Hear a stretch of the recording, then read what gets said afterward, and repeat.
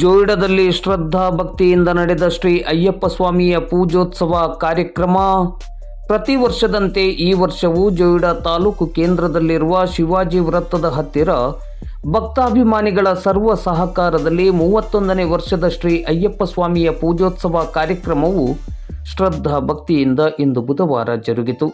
ಗುರುಸ್ವಾಮಿ ಸಿದ್ದು ಜೋಕೇರಿಯವರ ನೇತೃತ್ವದಲ್ಲಿ ಪಡಿಪೂಜೆ ಮಹಾಪೂಜೆ ಜರುಗಿತು.